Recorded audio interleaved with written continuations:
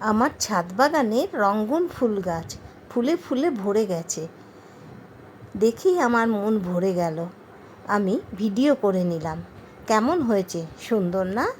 এর সঙ্গেই আমি আমার লেখা একটি কবিতা পাঠ করলাম।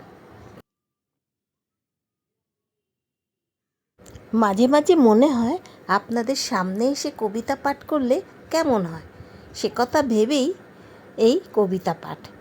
কেমন লাগলো সেটা জানাতে ভুলবেন না যেন। নমস্কার, আমি সুব্রতা দাশগুপ্ত। এতদিন ধরে আপনারা আমার লেখা কবিতায় শুনেছেন, আবার এলাম তোমাদের কাছে কয়েক লাইন নিয়ে। ভালোবাসার কবিতা। আমি তো ভালোবাসার কবিতাই লিখতে ভালোবাসি। মানুষ মানুষকে ভালোবাসে, বন্ধু বন্ধুকে ভালোবাসে, মা সন্তানকে ভালোবাসে, সবাই সবাইকে ভালোবাসে। এটাই ভালো লাগে।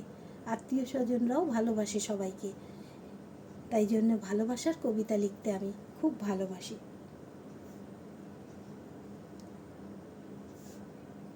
কিছু মুহূর্ত থাক না মধুর হয়ে, কিছু মুহূর্ত থাক না আমার হয়ে, কিছু সময় থাক না শুধু আমার, তুমি শুধু রইবে কাছে আমার।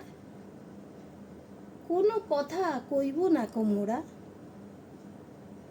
চোখে চোখ রাখবো হাতে হাত, এমনি করেই কাটবে কত সময়।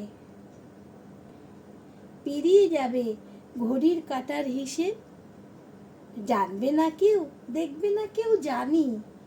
সাক্ষী থাকুক সূর্য পাখি, আকাশ গাছের পাতা, আমার তোমার হৃদয় আজকে থেকে হলোই শুধু আমার।